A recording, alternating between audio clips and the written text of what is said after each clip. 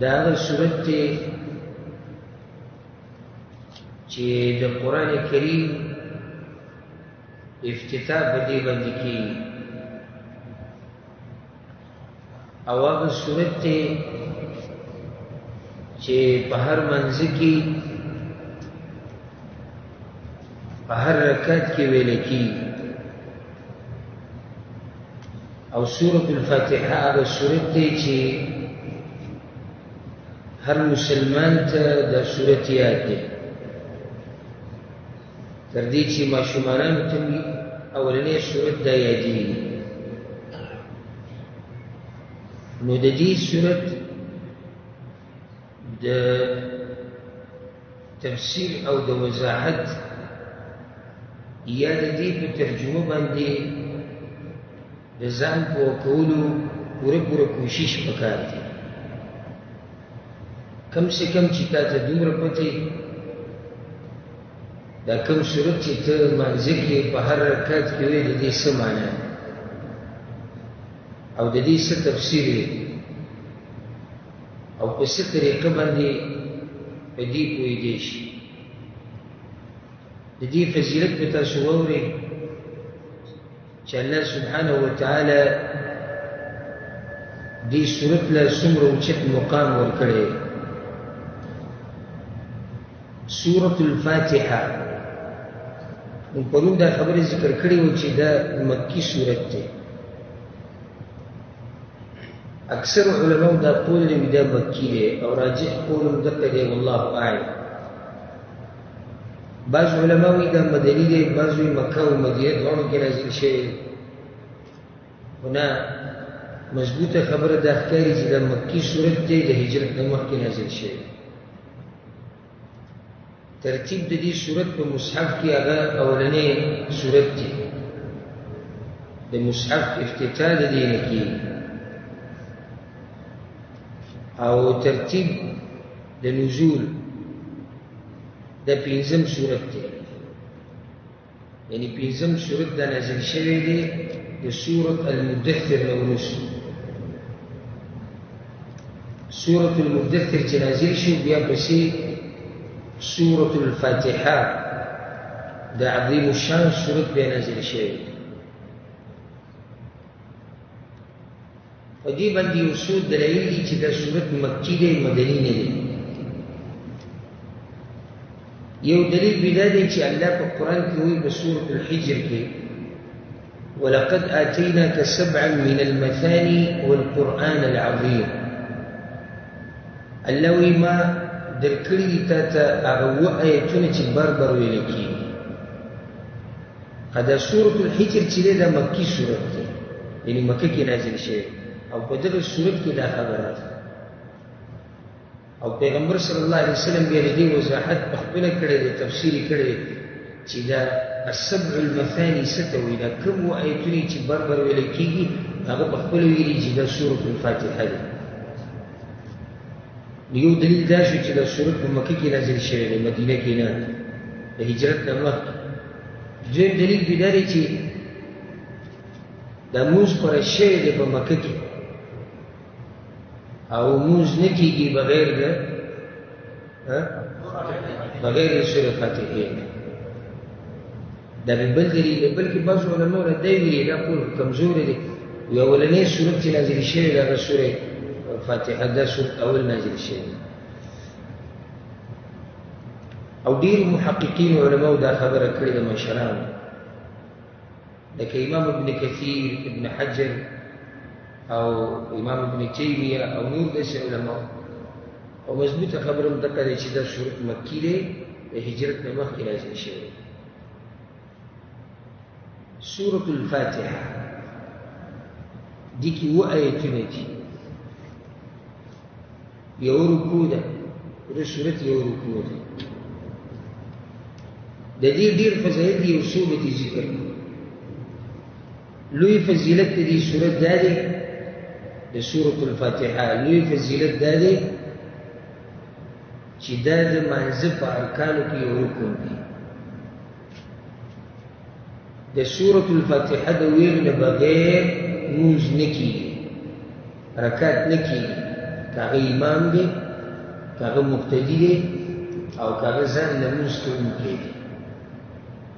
په صحیح بخاري صحیح مسلم کې دا روایت دی د عبادة بن الصامت رضی الله عنه پیغمبر صلی الله علیه وسلم وی لا صلاة لمن لم يقرأ بفاتحة الكتاب موز نکیږي د هغه چا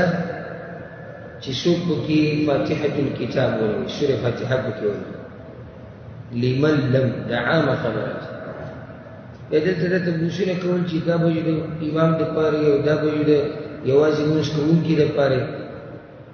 داسې د ځان نه خبرې کول دي د پیغمبر صلی الله علیه وسلم په حدیثونو کې بس چې هغه خبره کړې ده کړې بعض راولګي نو د دې سره بیا په زور د قرآن ټکراو پیدا کوي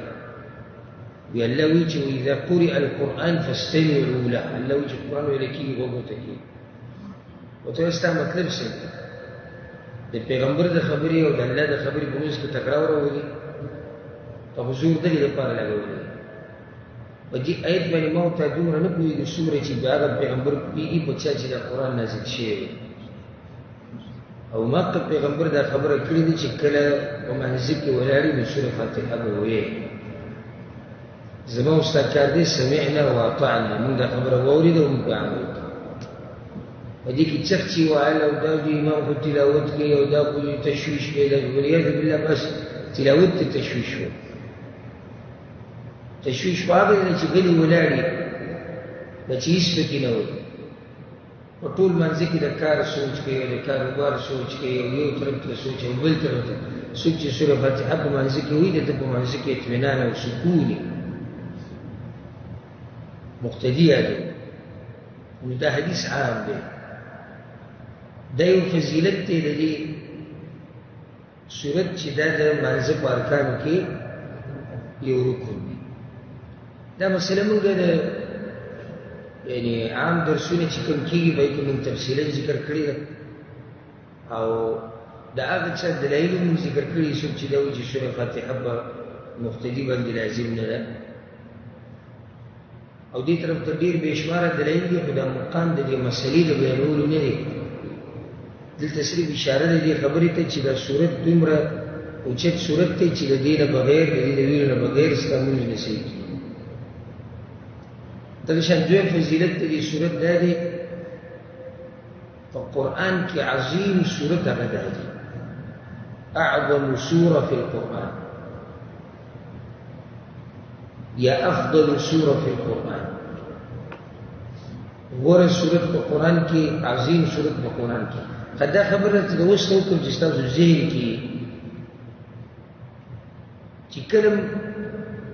تاسو واورئ چې د دې صورت دا فضیلت دی د دې آیت دا فضیلت دی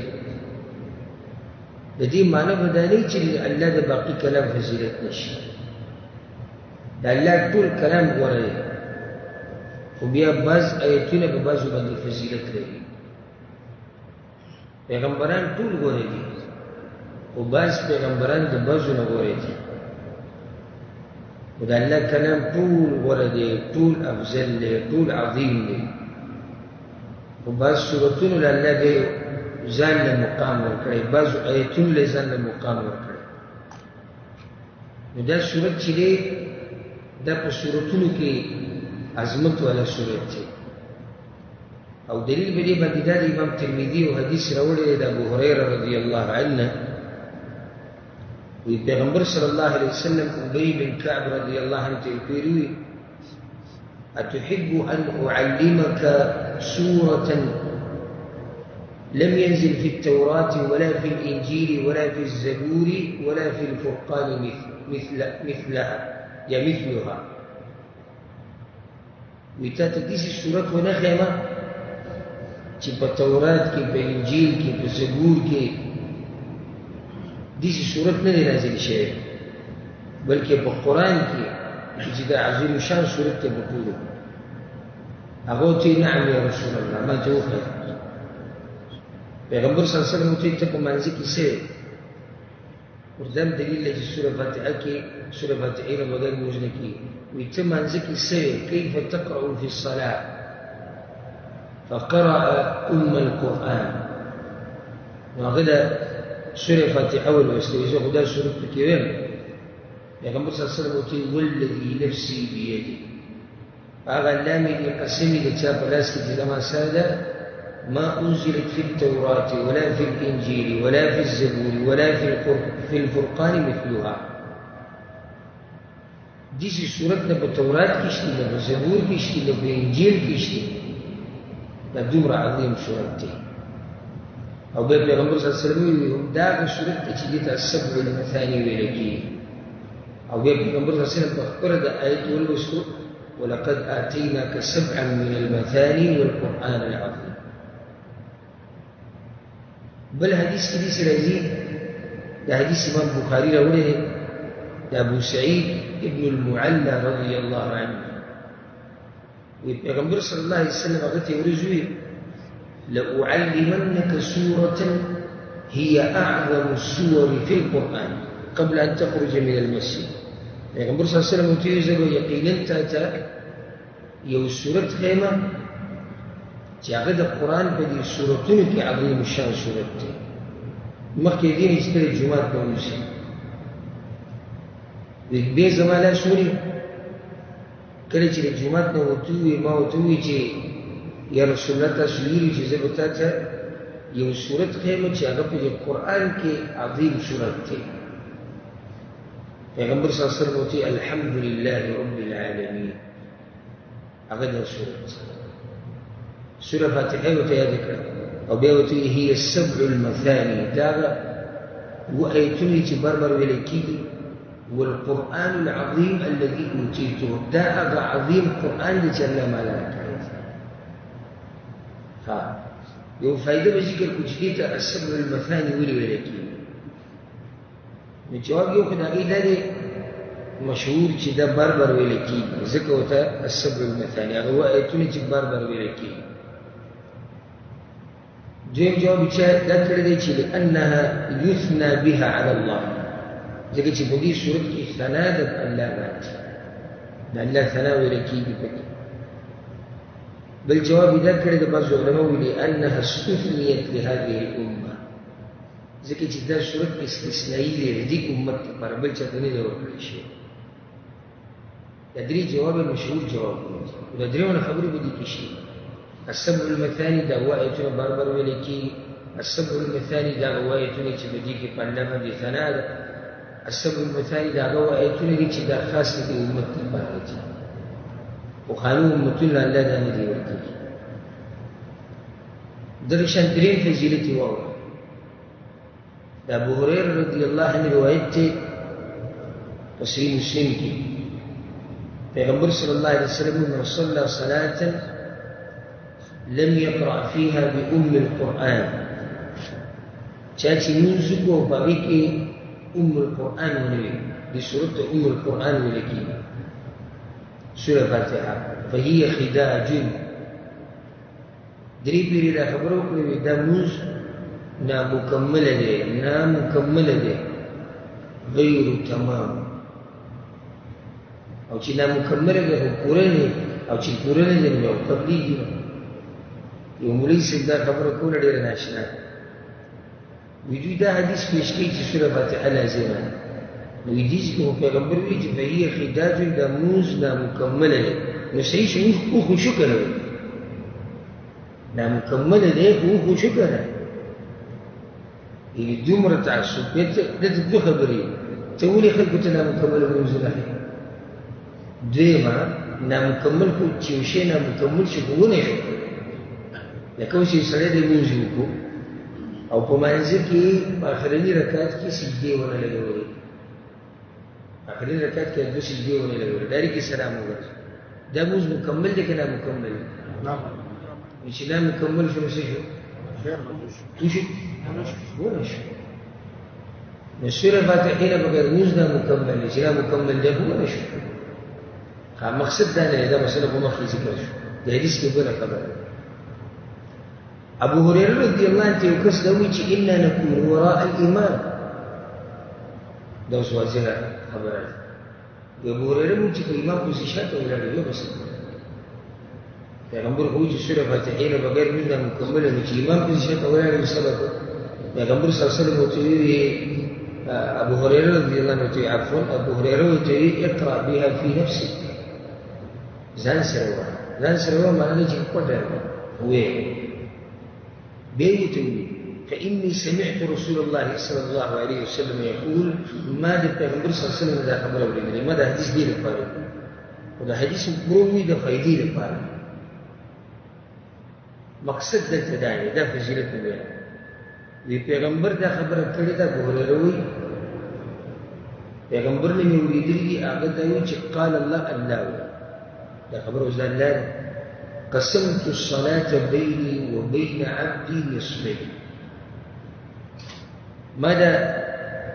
سورة فاتحة په دوه حصو کې تقسیم کړې ده یو حصہ زما ده یو زما د بندګانو ده ورته کې سورة فاتحة ته الصلاة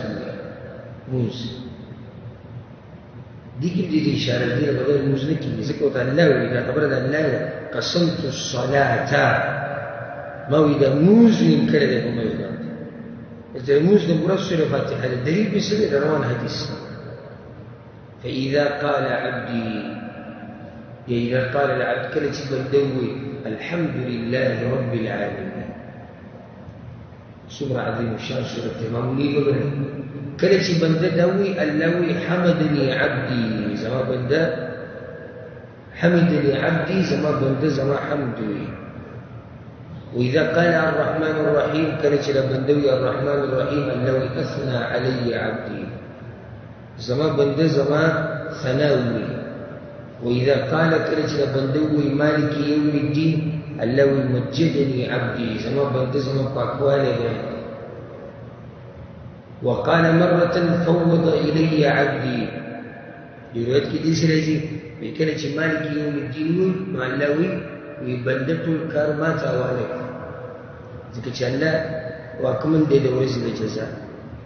فإذا قال إياك نعبد وإياك نستعين كانت بندوي إياك نعبد وإياك نستعين معلوي هذا بيني وبين عبدي وزدا زمو د بنده په منځ کې شریکه خبره څنګه عبادت د الله وکړه او هغه مرسته غواړي د الله نو د الله حق دی دغه بندگی کول د الله په باندې حق دی چې خالص بندگی وکړي يسوق چې خالص بندگی د الله کوي الله دا د بندگانو مرسته کوي الله دا زما زما د بندګانو مرسته ولعبدي ما سأل زما بندگی سوال زیور بيد اهدنا الصراط المستقيم صراط الذين أنعمت عليهم غير المغضوب عليهم ولا الضالين اللوي هذا لعبدي ده زما د بندگانو دي کله ځان د پر سوال ولعبدي ما سأل او زما بندگی سوال زیور یعنی کله چې تاسو سورۃ فاتحه وې او په دې کې ته د هدایت سوال کې د دې دلال الله تعالی نو دې حدیث څه فضیلت د سورۃ فاتحه واضح شو ها نه دې وګړي دې کې دا کومه په وله کې خبره ده نه دغه جواب فضیلت دا دی چې دا صورت الله په دوه حصو کې تقسیم کړي یو حصہ د ځان لپاره کړی دی یو د بندګانو قبل فضیلت یو عبد الله بن عباس وی سبحان الله سنا اشنا فضیلت ته شو صحیح مسلم کې حدیث وی بينما جبريل قاعد عند النبي صلى الله عليه وسلم جبريل عليه السلام يخبر بالبيغمبر صلى الله عليه وسلم سره ناس نو اواز يورو الاسماء دي طرف فرفع راسه جبريل قبل سن جت واسمات بهذا باب من السماء فتح اليوم لم يفتح قط الا اليوم البيغمبر يدا اسمان کې نن یو دروازه کوو شو چې دې مخکې چې کوو شو بیا فنزل منه ملک په دغه دروازه باندې په ملائکه کې یو ملک راغی شو جبريل پیغمبر صلی الله علیه وسلم ته وی هذا ملك نزل الى الارض لم ينزل قط الا اليوم دا د اسمانونو یو ملک راغی شو په ملائکه کې چې د اوسه په چې په دې ځکه کې راغی شو سلام یې واچو او بیا یې ډوي ابشر بنورین تعالی زیری درکړي پیغمبر ته وي تعالی زیری درکړو د دوو رڼاګانو قد یا اوتیتهما تعالی الله دغه رڼاګانې درکړي دي لم یؤتهما نبي قبلک ستا نه مخکې یو پیغمبر له الله دغه دوه رڼاګانې نه دي فاتحة الكتاب وخواتيم سورة البقرة سورة فاتحة او د سورة بقرة آخرية آياتونه دا الله یو پیغمبر له بدا خوشحالي خبره په دې داري چې داسې ورته ووایي ولن تقرأ بحرف منهما إلا أعطيته یو ټکی چې دې وي هر ټکی چې ته وي او سموړ د الله نه نه درکې کاغه د سورې فاتحه خبره ده کاغه د سورې بقره د اخرنی آیتونو خبره ده نو دې فضیلت ته چې دا یو کو ترنه ویلې شو سورې فاتحه ته او دې نور پیغمبرانو ته لږ ما سره په درس کې وی کوشي او بیا د تداوی چې کوم کسان تکړی او ځان یقیني هغه د مخکې ما سره کیږي کوم چې کمزوري او جواب نشي کولی نو دا وی مخ ته کې راسته د زما حوصله کمزوري کوي دي چې کسان کې چې هغه ماره جواب راکړي او وی کوم نشي نو دا وی لپاره راځي چې هغه په موږ باندې به یو ځای راوړي سستی به باندې کې پیدا شي جذبی سره لګي چې زه به کوشش کوم چې د ملګري د مسلمانانو د نوم په دې کوش او مخې ته چې دې سینې د اسلام وخت نور راشي او په پښتو کې دلیږي او په اسانه د طریقې سره او دې نه کوي نو دا د بیانونکو جذبه کوي خو کې د استاد سره هغه ملګري مزکی چې هغه تکړی نو د دوی د لاسه استادون بیدار دی بل فضیلت دا وایي د حدیث مسعود پیری بیان کړی دی او دا په صحیح مسلم کې ابو سعید الخدری رضی الله عنه روایت ته چې بعض صحابه کرام په سفر باندې وتی نو د عربو په یو قبیله باندې تیر شو دوی هغوی ته وایي چې موږ له مېلمستیا وکړئ موږ مسافر یو مېلمستیا راله وکړو هغوی وایي چې موږ نشو کولی مېلمستیا هغوی د مېلمستیا نه انکار یې څه وخت بعد پسې راغلي وایي هل فیکم راق تاسو کې دې څوک شته چې دم اچوي ولې فإن سيد الحي للدين د دې قبیلې چې کوم مشر دی څه شي چې چلې د ټکې ور ورکړي یو کس کې وی چې نعم او یا دا ابو سعید الخدری بخبل او په سیورګه سورې فاتحه او دا شرط وسرول کوم دم ورواچو د خشم الله حق نو موږ له دور دوره غړي ویزه راکړو هغه ته وایي کو چې دا سړی اوسشي الله حق نو هغه مال چې هغوی مختلف هغه ورکړو هغوی د هغوی خپلو کې چې پیغمبر صلی الله علیه وسلم ته چې لیږلي دي نو ډېر مسلم دي چې هغوی پرې دا کار وشو چې پیغمبر صلی الله علیه وسلم خوا ته راغلي هغه ته خبره ذکر کړه نو هغه ورته وایي څه دي ویلي کوم سورت ته ویل ورته وایي والله ما ترقيت إلا بفاتحة الكتاب إلى الله رسول الله الذي قسم السورة فاتحين له ما بالسورة مليئة وتبسم والبيغمبر رسول المسكيش وما أدراك أنها رقية تتشهد قبل قولي لجدا دمدر بديك الشفات التعجل جدا بدي خكار وديزي كيو فايدة لتذكر كنقول زمن داخلك جدي عوام دوی چې د مولیانو بازو دا په ذهن کې اچولي دی چې دا دم درود اچول بس دا د مولیانو کار دی او بیا په مولیانو کې د بازو کار دی چې هغوی دا ټیکه اصلي ده هغه بیا سیدان پکې دي او دا چې پکې پیران دي او دا پکې دي پلانې نسب ولا او دا پلانې نسب ولا د دوی خاص دغه کار دی او دوی چې کې بس کار شي لوی تجارت ته نه جوړ شي او ګمرکونه خصوصا دا تصوف ولا حضرات چې قبر پرس دوی خو دې د لوی تجارت جوړ کړي غیر شرعي کارونه به کوي شرکی الفاظ منتری پکې وایي پردو زنانو سره لاس لګول هغوی سره یو ځای کېناسته پردو زنانو ته کته د زینا واقعې پکې راغلي د خلکو نه مالونه په ناروا طریقې سره خوري داسې نور ډېرې خبرې موږ دا وایو چې او د مشتي او د مسله به راشي انشاءالله دلته به د مسله تفصیلي ذکر کړو د مشتي به شروع دا یې خپل شروع دي او دې لپاره لازم نه دی چې دا دم به مولوي صاحب ورچي کور کې مور پلار خاون ښځه بچې تره ماما کاکا ټول د بچې ویلی شي کوس بیمار شو سره فاتحه داخلي صورتونه دي ووایي نور بعض مشهور ځایونه هغه دي ووایي د قرآن هر هیڅ چیز او چې ویلي چې نیت یې ورسره مضبوط وي او یقیني وي د زړه نه الله شفا ورکړي هېڅ صورت نشي ته مولوي صاحب پالی ځي موږ دا نه کوي چې مولوي صاحب ته ویل چې په ما دم واچوه دا ناروا دي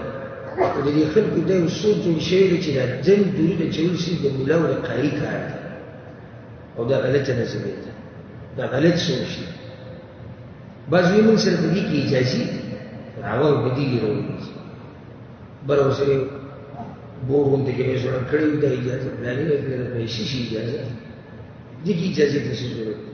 پیغمبر صلی الله علیه وسلم ټول امت له اجازه ورکړي ټول امت له اجازه ورکړي دا څه سره اجازه ده چې دې په قرآن باندې دم واچي یا په نورو اذکارو باندې د اجازې په دې کې دا خاص دا ماشي یو ګیم دی یو لوبه ده ما له اجازه راکړې او هغه له اجازه ورکړې دې کې اجازه ته څه ضرورت دی د قرآن دی روایت دی دې کې بچي وایي او الله من شفا ورکړي د دې بدايه او شهید خدری رضی الله عنه تسره خاص اجازه بلکې بس د ایمان او یقین چې الله په قرآن کې شفا چوي راولېږي سوره فاتحه او نور مسلم الله بسره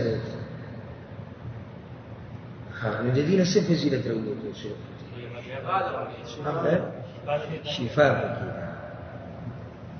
سوره فاتحه کې الله شفا ورکړي قبل فضیلت دې ناشنا روایت کې راځي امام حاکم او دارقطني امام بیهقي راوړي چې د سوره فاتحه د ټول قرآن نه کافي ده او ټول قرآن د دې سورت نه کافي ده ځکه دې نوم دی الکافیه دا برای شي نومونه چې راځي معنی ده چې یو سړی په منځ کې ټول قرآن وایي لکه ودرېږي په منځ کې اولني رکعت کې أعوذ بالله من الشيطان الرجيم وشروط وسورة البقرة سورة الناس كل القرآن وإذا ركعت شو ليش كل القرآن اللي ولا إذا ركعت وش أو يوصل إلى السلم سورة الفاتحة فأنا ركعت كي تي ورسره مستحب دي تبي زيادة قراءته فدي السلم سورة الفاتحة هو ورس نزوج ولا شو نو دا سوره فاتحه د ټول قرآن د طرف نه کافي کیږي او ټول قرآن د سوره فاتحه د طرف نه کافي کیږي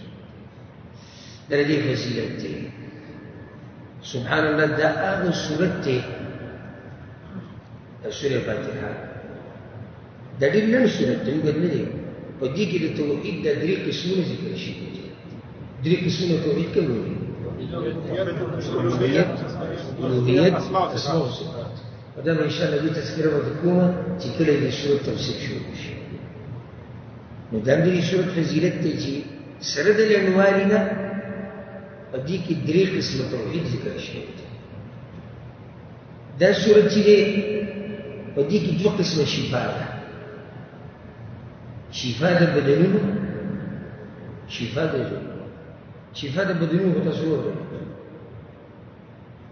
چې دې کې په چا دي دمه چې دا دې کې ورنه شفا ده. شفا د زړونو دغه دې صورت د ټول توحید بیان شوی. نزړه کې چې کم ګندګي د شرک پرته، د منافقت پرته،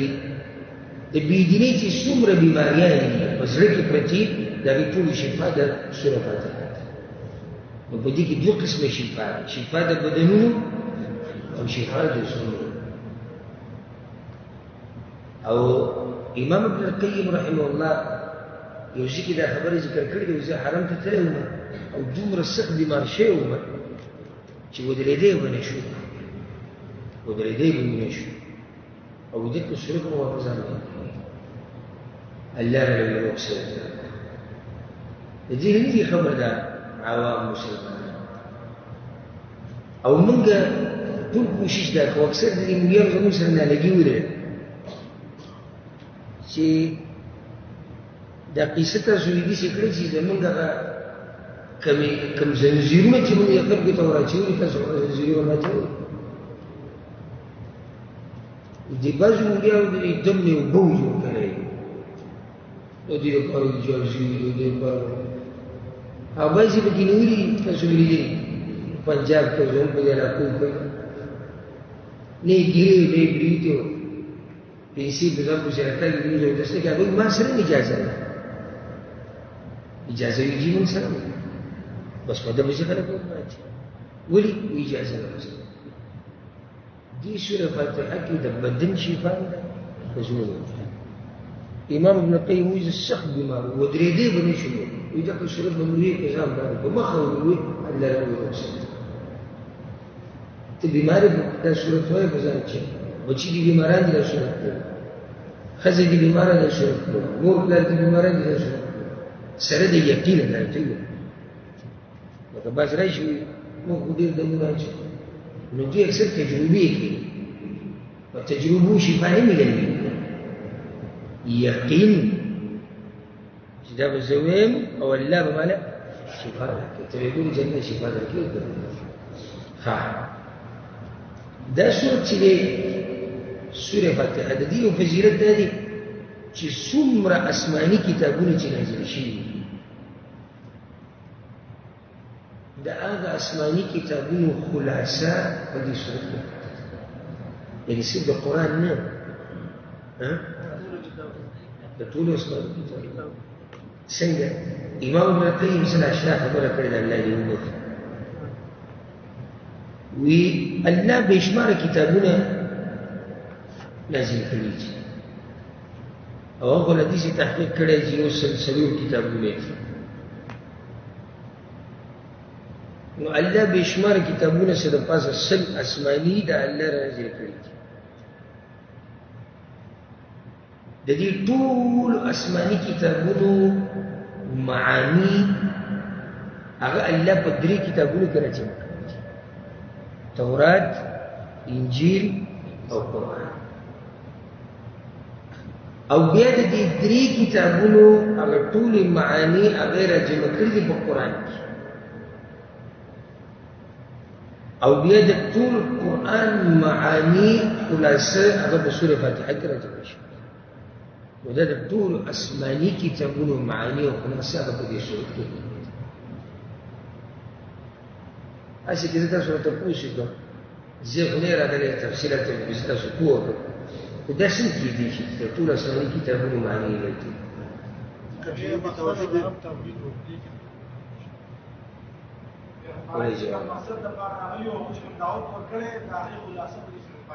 هغه کومه خلاصه ده؟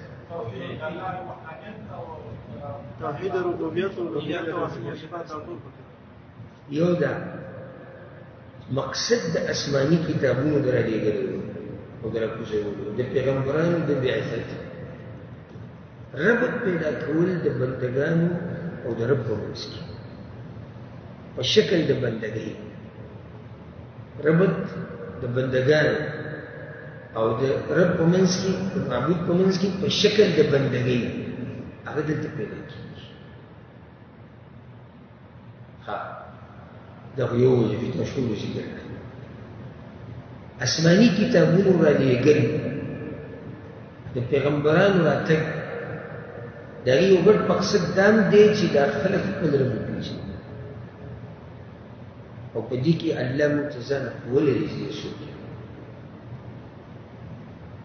بله د پیغمبرانو د راتګ او د آسماني کتابونو د نزول مقصد یې لوی دا دی چې خلک صراط مستقیم ته راوړي. په دې صورت کې د صراط مستقیم تذکره شي چې هغه کومه لار ده. په دې نور په کوم ډېرې خبرې دي او دې زه نه کوم چې تاسو ورته زړه یي دا به انشاءالله په روان درسونو کې تاسو نو دا عظیم شان صورت څوک مې ما پوه کړي. امام ابن القیم څه وایي؟ یو کس ما پوه کوي، یو کس لا سجل کې جزې کوي کولی شي. نه معروف نه زم چې یو نه یم ملګری د امام ابن القیم په خبره هڅه امام مسلم فرمایي چې یاره په دې کې د ټولو کتابونو چې یو سل څلور کتابونه چې اسمانونه نازل شوي دي د هغې ټولو خلاصه په دې سورې فاتحه کې په دې کې نه دې هغه نه په درې آسماني کتابونو کې د ټولو خلاصه. بارک الله فیکما. آسماني کتابونو معانی ټول راجمع شوي دي په درې کتابونو کې: تورات، انجیل، قرآن. بیا د درې کتابونو معانی خلاصه راجمع شوې ده په قرآن کې. د قرآن ټول معانی هغه موجود دي په سورې فاتحه. ځکه بعضو علماو دا ویلي وایي څوک چې په سورې فاتحه پوه شو دی په ټول قرآن پوه شو. دا داسې معمولي مه ګڼئ چې د اووه ایتونه یې موږ زر زر وایو نو سره ختم شو. دا صورت چې دی په دعاګانو کې قیمتي دعا هغه په دې صورت کې ده. دعا کوم ځای کې راغلېږي؟ بس یو دعا ده لا ده خو دغه اهدنا الصراط المستقيم. لا ده اهدنا الصراط المستقيم. الحمد لله جزاهم الله. استاذ جواب صحيح هو لك تفسيري.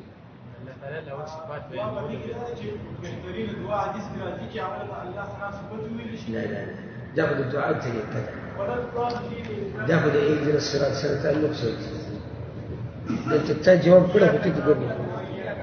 إياك نعبد وإياك نستعين في دعاء كم شيء كده ما وصف ديك نستعين. بارك الله فيك. شيخ الإسلام ابن تيمية رحمه الله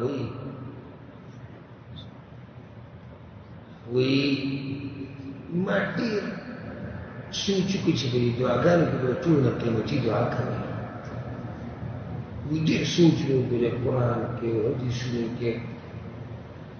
ګرځېدل پسې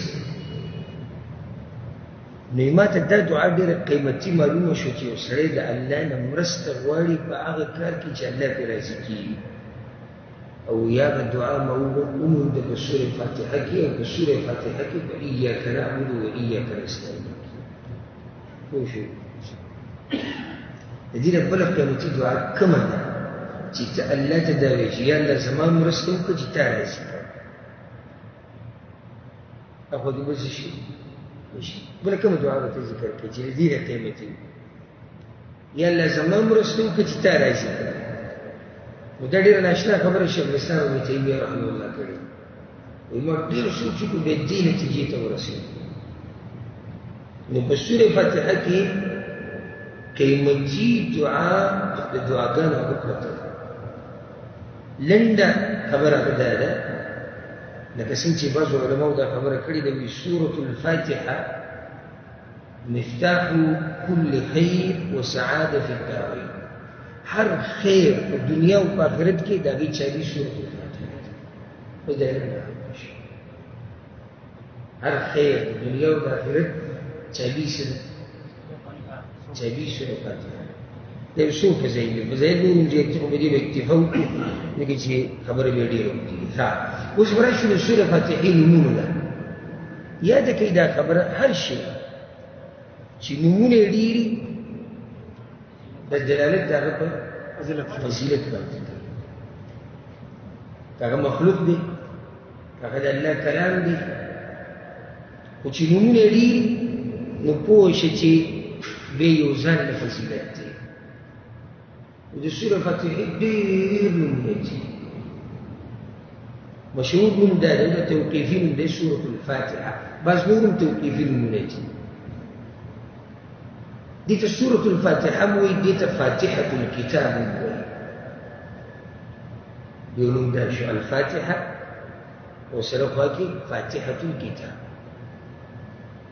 فاتحه دې ته په دې وایي ځکه چې د دې سره افتتاح کېږي د الله د کلام، او د دې سره افتتاح کوي علما د کتابونو د کتبو حمد وایي کوي.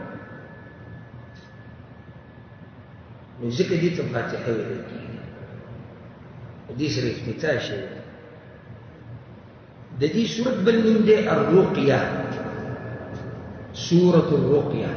الرقیه څه کوي باندې دم مخکې تفصیلي حدیث ذکر شو. سورة الرقیه زه په اخر کې د سورتونو د دې سورت د نومونه چې کوم ذکر کړي کړي چې ملګری ته پوښتنه. سورة الكافية، الكافية ولد الكافية ما يقبلون مسلم وطول القرآن كافي، وطول القرآن دي طرفنا كافي. الواقية، سورة الواقية سوق كذا سورته ودي عملك الليل بتشكي الدنيا وآخرته ومصيبته. سورة الوافية، واقية بقام سردي، وافية مفاصل. سورة الوافية معنی دا چې دا سورت نو پوره وي، څنګه پوره اوس یو سړی د مانځي کې ولاړ او دا سورت یې نه وي نه کېږي، لازم یې پوره وي. ها سورة المناجات، المناجات جرګه، جرګې څه مطلب دی؟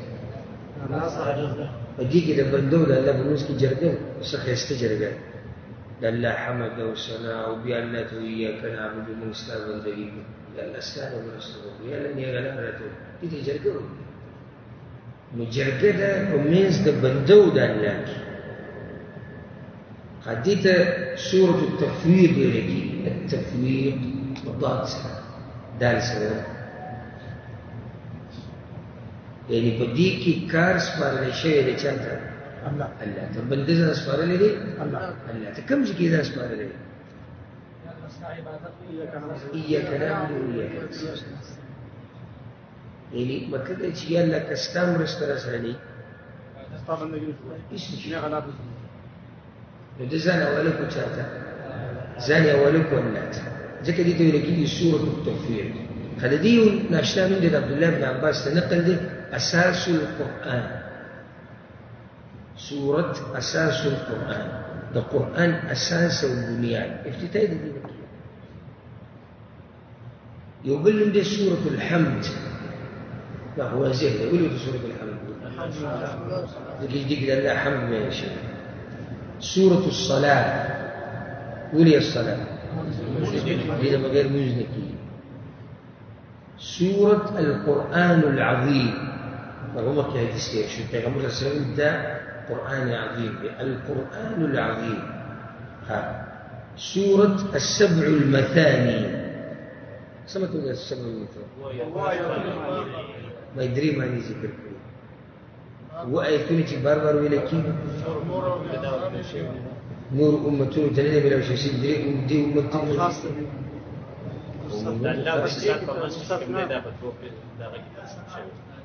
دلال ثلاثة دري وجيز برشي. السبع المثاني. سورة الشفاء، الشفاء ودي شفاء مثلا لزوني ودي. سورة الشكر، قولي شكر حمد وشكر. سورة أم القرآن أو سورة أم الكتاب، لو ده بيغمبر صلى الله عليه وسلم أم الكتاب، قرأ أم اصل ته مور ته بچی چې ارزي درشي مور ته راوبس کیږي نو اساس او بنیاد ته د قرآن معانی راوبس کیږي دې صورت ته ځکه دې ته وایي القرآن او الكتاب سورة لما خلينا نذكر تعليم المسألة تعليم المسألة ليس مكتوب الدعاء تعليم مرقول هذا الدعاء طريقة بكل شيء بارك الله ودي سورة كده طريقة هو شيء لأن أنا بسنج الدعاء إنه ده يسوع يسوع تأتي سيدي كده ولس شوارس ولس أتلس ولس نولس هل من مزيد چې دوه حسابې به اتلس راځي د یو کې دوی شاس ولس بعض القرآن الكتاب ده القرآن جدا من الكتاب جدا يا اتلس ها يا ولس ولس أتلس بقول لك دول من ذكر شيء اتلس ايوه سورة الفاتحة فاتحة الكتاب أو سورة الرقية سورة الكافية الواقية مناجات التوحيد أساس القرآن حمد سورة الصلاة القرآن العظيم سبع المثاني سورة الشفاء سورة الشكر القرآن الكتاب أو سورة التعليم المثنى أتلس ليش؟ تلس بارك الله دا خبر یې ده چې کلم صورت شروع کیږي د دې صورت یو موضوع وجدان چې دا هر صورت مثال د تقریر دی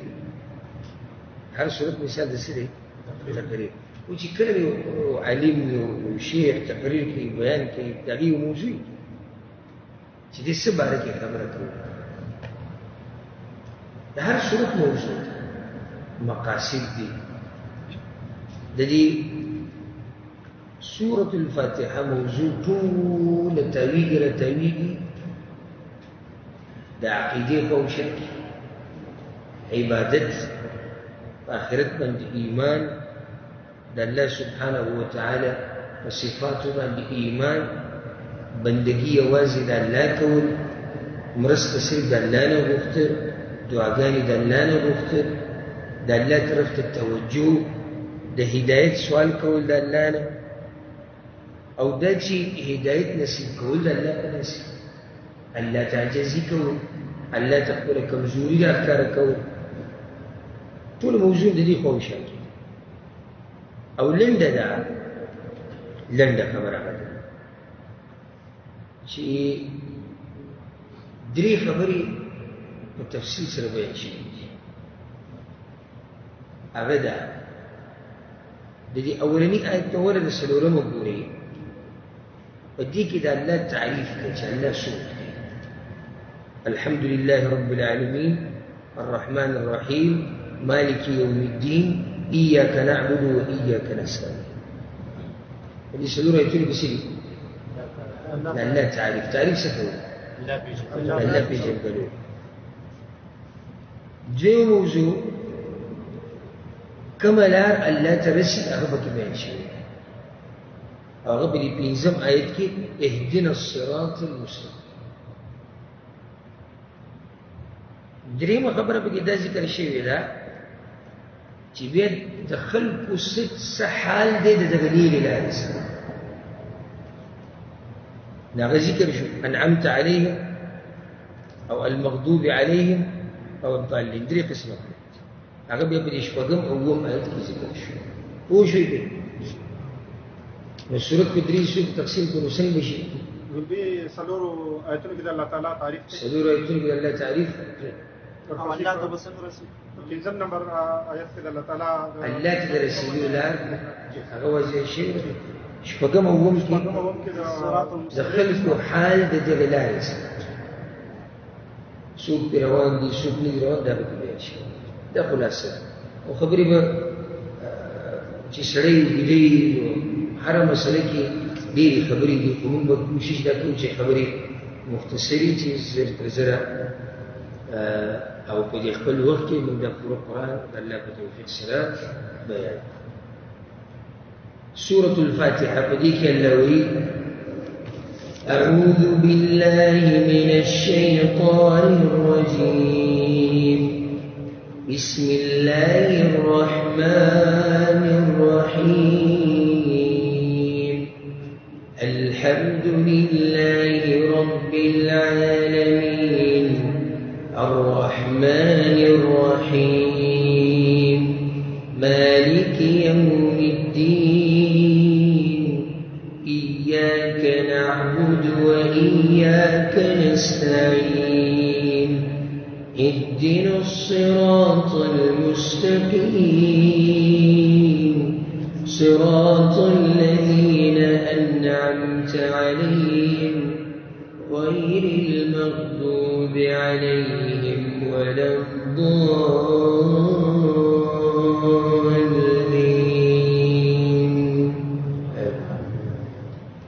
سورة الفاتحة أولا كلمة أعوذ بالله دي بركة ومختصرة. أعوذ بالله من الشيطان الرجيم. أعوذ بالله زپنانی سم فالله پوری من الشيطان د شیطان الرجیم چې رټلی شوی د لفظي ترجمه. أعوذ بالله فنانی سم فالله سره من الشيطان د شیطان الرجیم چې رټلی شوی. دي توي الاستعاذة مختصر ويني الاستعاذة او قرآن كلا زي انت امر كده دي تاسو وناولي سي وما پوری دي شيطان دشي نو دا ویل دا الله بندگی کوي ځکه چې امر مونږ ته په دې باندې اشاره کړې الله راکړي ډېر شي چې الله دا خبره کړې الله وی وإما ينزغنك من الشيطان نزغ كان كده الشيطان کوشش کوي ستاسو ګمراه کولو باندې فاستعيذ بالله فناول سجده الله وبلزك الله وقل رب أعوذ بك من همزات الشياطين اے الله پناه سمپتا پوری د شیطان د وسوسونه وأعوذ بك ربي أن يحضرون أو يلا پناه سمپتا پوری د دې چې شیطانان راته حاضر شي ګرځي دا اوس امر الله کړی تاسو دې شي وایي خبر بلسي کې الله وی وإما ينزغنك من الشيطان نزغ فاستعذ بالله ده قرآن کې دوبري دا خبر الله قل أعوذ برب الفلق لیکن پناه نیولی په الله پورې من شر ما خلق پناه نیو په الله پورې د سنه من شر ما خلق سنه شر المخلوقات وده شيطان بمخلوقات قل أعوذ برب الناس ملك الناس إله الناس من شر الوسواس الخناس الذي يوسوس في صدور الناس من الجنة والإنس د شیطان د شر تذکره دلته مشي چې په الله پورې پناه ولري چې دا د شر سوال لري چې ولې دلته خاص ذکر شو شیطان اعوذ بالله من الشیطان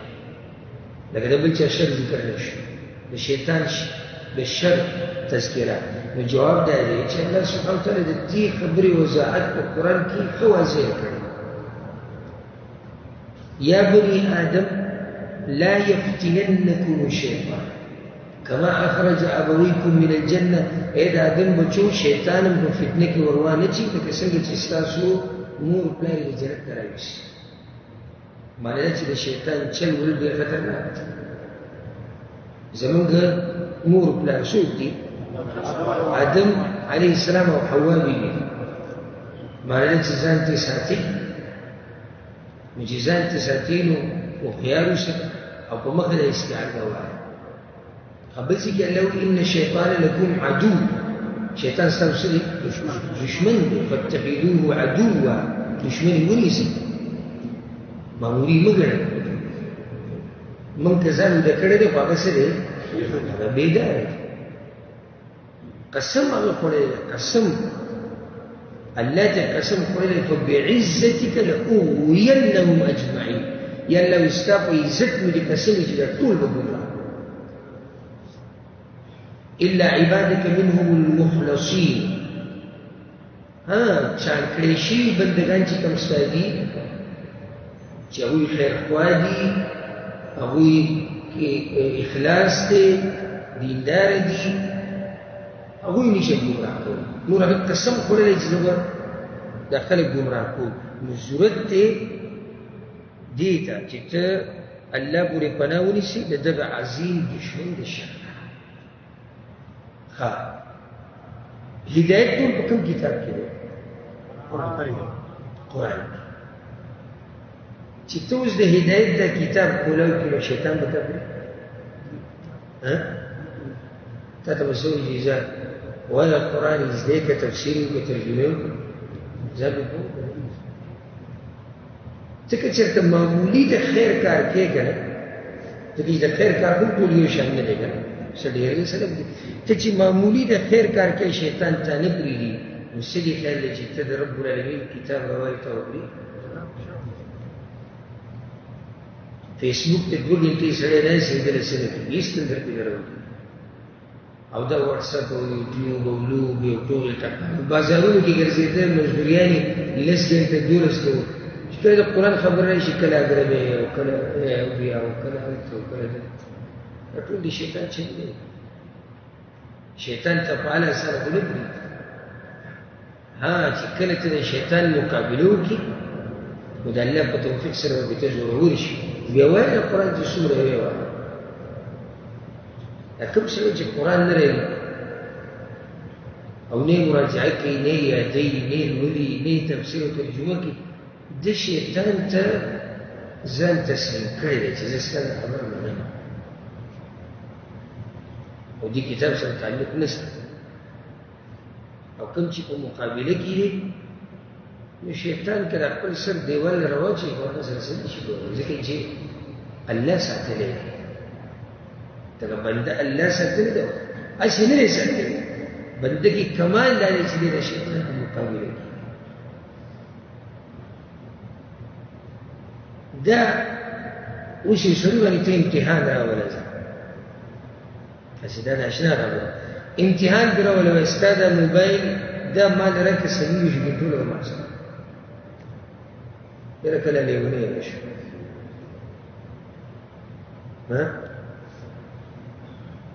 ورته ووایي یواب ته د قرآن مه راله هغه ښه خوشحاله ځکه چې میاشت هسې مې راغلسي هېڅ پروا نه شي دا قرآن به مه راله نه وایي ما راغستی ویل دی ضرورت نشي ما نه راغستی زه نه دا موبایل 24 ګنټې ما ډېرې زیاتې ګنټه کې به اکثر بعضو ادارو ته سړی لاړ شي که نه نو هلته په دروازې کې د سړي د موبایل والي د ده که نیمه ګنټه کاري دا لاس به تقریبا چې د موبایل کې به څه مسیج راغلی کې به څه راغلی سبحان الله دغه شان الله والا دي چې د هغوی نه قرآن اخیسته په هغوی د قرآن درس بندول د هغوی مکول دي والتې موبایل بل کړه انټرنېټ نه و د انټرنېټ مخکې و د الله دا بندګان نه و انټرنېټ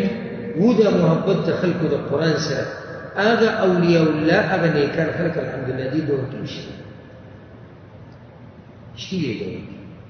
او دا جدا خبره چې تا ته نه ښکاري ځکه چې څه به پخپله په هغه کسانو کې ښه ګمان به درباندې کوو خو دا یو نصیحت دی چې تا به ځان له قرآن سره دومره زړه نه دی هسې پوهانو ته خیال کړی دې خبره کوم چې د سوچ کړی پوهانو ته خیال کړی دی دې کور کې به د هر سړي یو قرآن خیال نه دی خبره ته دا د ابۍ دی دا د بابا دی دا زما دی دا د مشر ورور دی او د دې وړو هغه سپارې به پرتې هېڅ نشته کڅوړې به جوړې کړي د اهتمام به یې کړه اوس که نه زما د خبره المعارف موجوده ده هر یو کس قرآن پروت او صحبه و شدیدی که رب العالمین راوست ودي کې زمانه خلا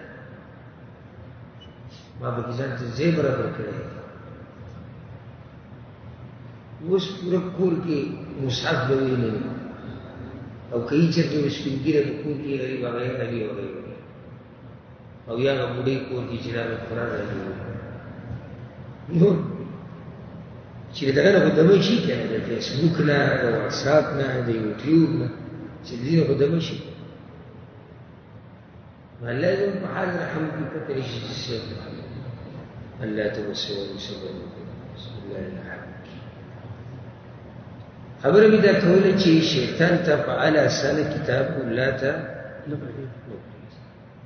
ضرورت دی چې ته د قرأت په شروع کولو کې څه وکړې استعاذه ووایې او راجب کول دا دی چې واجب دي ته چې قرآن شروع کې نو په اوله کې لازم دي چې اعوذ بالله بیا چې ته سورت شروع کې بیا بسم الله بیا اعوذ بالله ته شروع کړي قرآن تلاوت چې شروع کې نو په اوله کې به لازم شي اعوذ بالله من الشیطان الرجیم دلیل به څه دی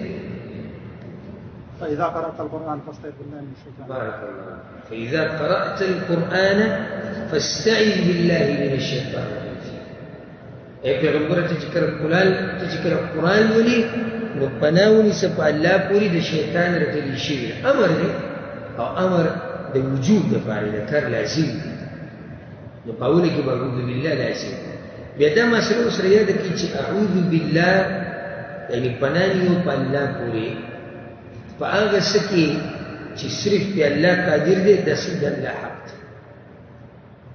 او په دې خبرو کې په غیر الله پورې پناه نیو او غیر الله ته پناه وړل دا شرک دی په کوم کار باندې چې مخلوق قادر یو ته د پناه ویسي جایز مثال چانه خرج پیسې اخلي دا به سره پیسې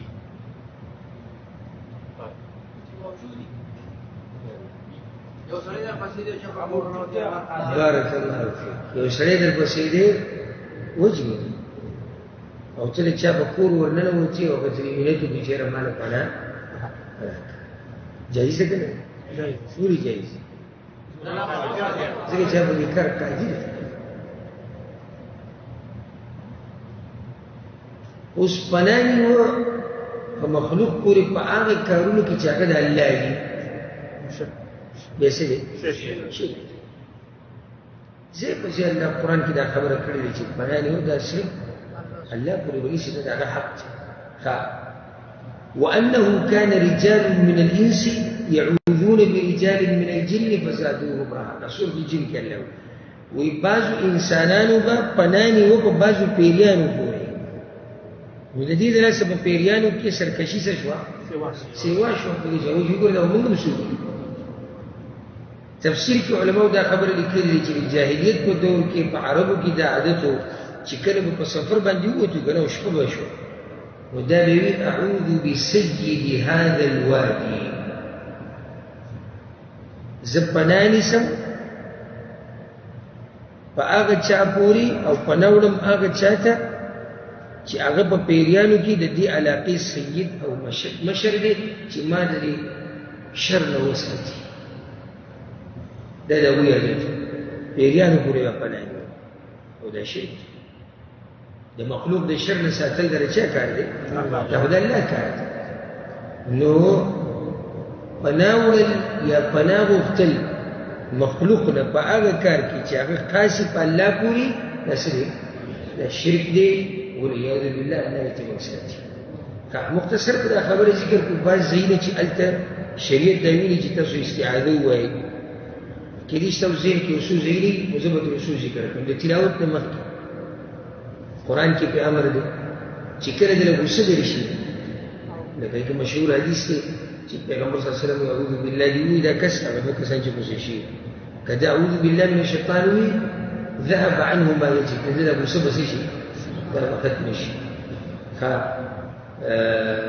دغه شان کله چې انسان او دسمات یې ته ننوځي اللهم اني اعوذ بك من الخبث والخبائث چې د سپي غپا واوري او د خر هنارې واوري نو دغه ټیم کې پیغمبر صلی الله علیه وسلم فتعوذ بالله من الشیطان الرجیم شیطان د شر نه پناه ونیسي په الله پورې. کله چې ویریږي ږیره د باندې راشي نو دغه ټیم کې پیغمبر صلی الله علیه وسلم دا دعا کولې ده. امام احمد دا حدیث راوړی دی: بسم الله اعوذ بکلمات الله التامه من غضبه وعقابه وشر عباده ومن همزات الشياطين وان يحضرون. دغه شان دم اچولو په وخت لکه پیغمبر صلی الله علیه وسلم چې حسن او حسین باندې دم اچو نو څه به وي؟ اعيذكما بكلمات الله التامه من كل شيطان وهامه ومن كل عين لامه. دغه شان جمعات ته چې ننوځي اعوذ بالله العظيم وبوجهه الكريم وسلطانه القديم من الشيطان الرجيم. کله چې ته منځ کې وسوسه راځي نو پیغمبر صلی الله علیه وسلم اصحابي ته دا طریقه ښوولې وه: فاذا احسسته فتعوذ بالله منه. پیغمبر صلی الله علیه وسلم ویلي شیطان دی چې د هغه نوم دی خنزب یا خنزب، او د دې دا کار دی چې په منځ کې سړي ته وسوسې راځي، موږ به ګډوډ کوي. نو چې کله د پسې راغی موږ یې دله ګډوډ کوو نو په الله پورې پناه ونیسي. شپه چې کله راشي دغه ټیم کې او کله چې په یو ځای کې پړاو واچوي نوي ځای کې نو هلته دا وایه: اعوذ بکلمات الله التامه من شر ما خلق. دغه شان د سحر ماښام په اذکارو کې ځای په ځای لکه شیطان د شر نه پناه نیول شوې ده په الله پورې. لنډه دا چې ځای په ځای موږ ته او هر وخت موږ ته ضرورت دی چې موږ الله نه پناه وغواړو او په الله پورې پناه ونیسو د څه نه؟ د شیطان د شر. اخرنۍ خبره هغه ده چې د اعوذ بالله څلور صیغې دي مشهورې. یوه اعوذ بالله من الشیطان الرجیم چې کوم عام به د مسلمانانو په مشهوره طریقه. دویم اعوذ بالله السمیع العلیم من الشیطان الرجیم. دریم اعوذ بالله السمیع العلیم من الشیطان الرجیم من همزه ونفخه ونفثه. وسلورم اعوذ بالله من الشیطان الرجیم من همزه ونفخه ونفثه. دا سلور ونوی جایز دی او ثابت دی. چاته یې دي دا سلور شوي؟ په زوره ووایه: السمیع العلیم.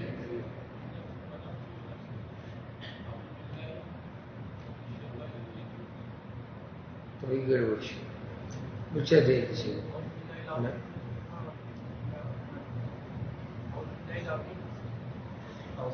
أعوذ بالله من الشيطان الرجيم. أعوذ بالله السميع العليم من الشيطان الرجيم. أعوذ بالله السميع العليم من الشيطان الرجيم من همزه ونفخه ونفثه. أعوذ بالله السميع العليم من الشيطان أعوذ بالله من الشيطان الرجيم من همزه ونفخه ونفثه. دا سلور طریقه. په دې باندې اکتفا وکړو او سبا به انشاءالله شروع کوو د